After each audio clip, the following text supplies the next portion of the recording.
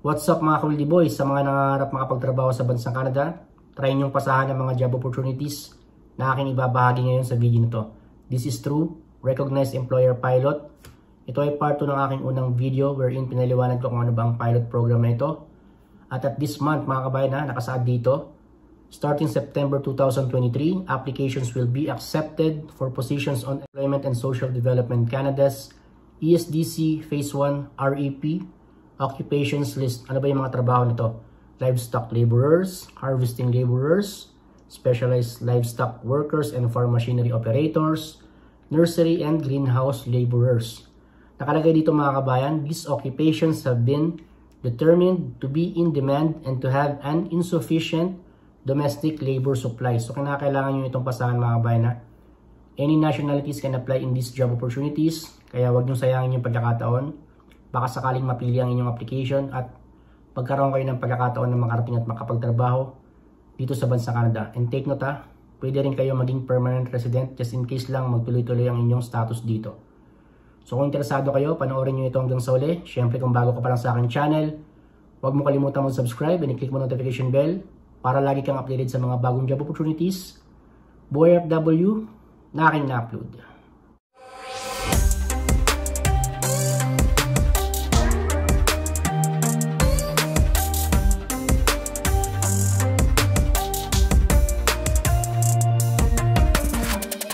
Okay mga Kuldi Boy, go to Google and then type ninyo jobbank.gc.ca and then i-click nyo lamang yung website nila. So may lalabas dyan, your career starts here. So punta kayo sa baba. May makikita kayong resources tailored to your needs. Click nyo agad tong foreign candidates from outside Canada. So makikita nyo dito, foreign candidates from outside Canada, looking for work in Canada, search jobs from employers who are recruiting foreign candidates from outside Canada. Okay, sa what? Dito natin itatype yung mga trabaho mga Kuldi Boy. So sample natin, livestock laborers. So livestock laborers. Then sa location, all of Canada. Then search. So sa livestock laborers in various locations, Canadians and international candidates can apply. So may nakalagay na 8 results.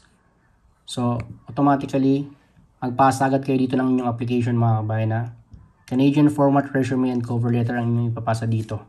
So may nakalagay agad mga Kuldi Boy na LMIA approved. This employer has an approved labor market impact assessment to hire a foreign worker to fill labor or skills shortages on a temporary basis. So overview, languages English, education, no degree, certificate or diploma, experience and asset. Even without experience mga kabayan, pwede kayo mag-apply. So, nakalagay dito, who can apply to this job? The employer accepts applications from Canadian citizens and permanent or temporary residents of Canada, other candidates with or without a valid Canadian work permit. Click nyo agad tong show how to apply. Then magpasa kayo dito sa email address ng employer mga Kuldi Boy. Canadian format resume and cover letter. Kung wala pa kayong idea kung paano gumawa niyan, meron akong link sa description. Click nyo lamang yan and panoorin nyo yung video about paano gumawa ng Canadian format resume and cover letter. Advertise until September 15, 2023. So laborer farm, farm laborer. Pasahan nyo lamang lahat yan mga Kuldi Boy. Canadian format resume and cover letter ang inyong ipapasang application. Doon naman tayo sa pangalawang trabaho. Harvesting laborer. So, gawin niyo, delete nyo lamang ito mga Kuldi Boy and then type nyo lamang yung trabahong harvesting laborers. Okay, harvesting laborer. Again, all of Canada. Search. Okay, may nakalagay na 13 results. Harvesting laborer, Canadians and international candidates. So, click nyo lamang yung mga available results. So, nakalagay dito mga Kuldi Boy, harvesting laborer. Posted on July 28, 2023. Okay, ang kanyang location, Milton, Ontario. $18 hourly, 30 hours per week. Permanent employment full-time. Starts as soon as possible. May 2 vacancies. Overview, languages English. Education, at least high school graduate. Experience and asset. So again, magpasa lamang kayo dito. Click nyo yung show how to apply. Then magpasa kayo dito sa email address ng employer. Advertise until September 20, 2023. So, ganun lamang ang gagawin nyo mga kabayan ha. Pasahan nyo lamang yung mga available results for harvesting laborer in various locations of Canada. Tulad ng pinakita ko kanina, click nyo agad yung show how to apply. Okay, so punta tayo sa pangatlong trabaho. Again, balik lamang kayo dito sa looking for work in Canada. Patal nyo lamang yan. Okay, specialized livestock workers. Again, location all of Canada. Then search nyo lang. Specialized livestock workers in various locations. Canadians and international candidates can apply. Meron siyang 63 results mga kauliboy. So again, click nyo lamang yung mga available results. Supervisor hog farm workers. So again, meron ng LMIA mga kabayan. No? That means talagang kinakailangan nila ang mga trabahong ito. Kinakailangan nilang mapunan mga kabayan. May 3 vacancies. So, Supervisor Hog Farm Workers posted on July 14, 2023 by 1596141 Ontario Incorporated. Located sa Walton, Ontario. 17 to 25 hourly. 45 to 60 hours per week. Permanent employment mga kauliboy. Meron siyang 3 vacancies. And meron siyang LMIA approved. So, ibig sabihin nito talagang naghahanap sila ng mga tao para mapunan ng ganitong job vacancy. Overview, languages English, education, no degree, certificate, or diploma, experience at least 2 years to less than 3 years. So, punta agad kayo sa baba. Click nyo agad itong show how to apply. Then magpasa kayo dito sa email address ng employer mga kauliboy. Advertise until September 7, 2023. Balik lamang tayo sa previous page. Then, pasahan nyo lamang lahat ng mga available results mga kabay na. 63 results yan. Dairy farm foreman/woman, farm foreman/woman, farm supervisor, swine herds person. So, pasahan nyo lamang lahat yan mga kabay na. Specialized livestock workers in various locations. So, yung isa naman, farm machinery operator. So, again, all of Canada yan. Click natin yung search. Farm machinery operator, meron siyang 1 result mga kababayan. Kung interesado kayo dito, pasahan nyo lamang tong trabaho na ito. Located sa Markham, Ontario, $18 hourly, 40 hours per week. Meron siyang 1 vacancy, permanent employment yan. Experience 1 year to less than 2 years. Education at least college level or college graduate. Language at work is English. Click nyo lamang tong show how to apply. Then magpasa kayo dito sa email address ng employer. Advertise until September 7, 2023. So yun, lastly. So balik uli kayo guys sa looking for work in Canada. Burahin lamang natin itong nakalagay na occupation. Then palitan natin ng nursery. So nakalagay dito nursery and greenhouse laborer. So nursery guys. Lagay natin nursery. All of Canada. Then search natin.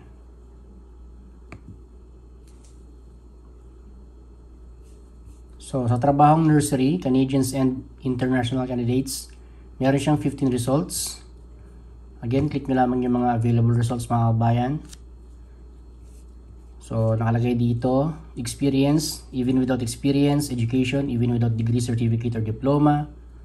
Language at work is English. Meron siyang 5 vacancies, permanent employment full-time, 16.75 hourly, 40 hours per week. Located sa Abbotsford, BC mga kabayan na. Posted on August 21, 2023. So, punta agad tayo sa baba. Click nyo yan.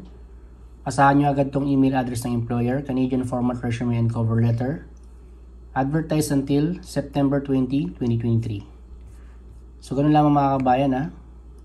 Pasahan nyo lahat ng mga available results. Same thing yung gagawin ninyo. Meron yan 15 available results.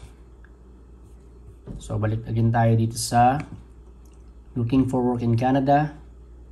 Then, palitan natin to ng greenhouse laborers mga kauliboy.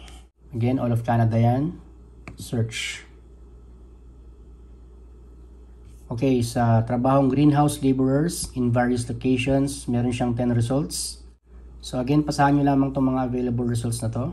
Greenhouse laborer or greenhouse worker. Click nyo lamang yan. Kahit saan dyan mga kabayan na, pasahan nyo.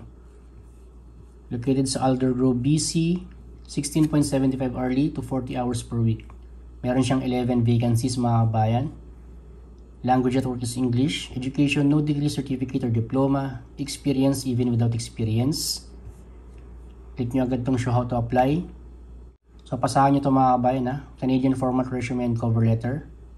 Advertise until September 18, 2023.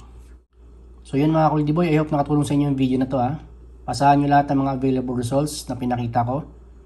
Greenhouse workers or greenhouse laborers, nursery, specialized livestock workers, or machinery operators, harvesting laborers, and livestock laborers mga kabayan. Yan ang mga trabaho for Phase 1 occupation list through recognized employer pilot mga Kuldi Boy. I hope nakatulong sa inyo ang video na to mga Kuldi Boy ha. Especially sa mga nangarap makapagtrabaho sa bansang Canada. Try nyong pasahan lahat ng mga trabaho ng aking ibinahagi sa video na to. You'll never know, baka sakaling mapili kayo at magkaroon kayo ng pagkakataon na makarating at makapagtrabaho dito sa bansang Canada. Kinakailangan nyo lamang pasahan lahat ng mga available jobs or available results na pinakita ko sa video na to. Wala kayong ilalabas na pera as of now. Kinakailangan nyo lamang mag-apply online. Lahat ay electronic naman. At kung sakasakaling may mag-reply, tsaka pa lang kayo mag-undergo ng proseso, just in case na meron kayong gagasusin. Kung ito naman ay lehitimo, huwag niyong panghinayangan mga kabayan. So yun, good luck to all applicants. And syempre kung bago ka pa lang sa aking channel, huwag mo kalimutan mag-subscribe. And i-click mo notification bell para lagi kang updated sa mga bagong job opportunities, Boy FW na aking upload. Syempre, don't forget to give a thumbs up kung sakasakaling nakatulong sa inyo ang video na to. Consistency, patience, and have a positive mindset mga Kuldi Boy.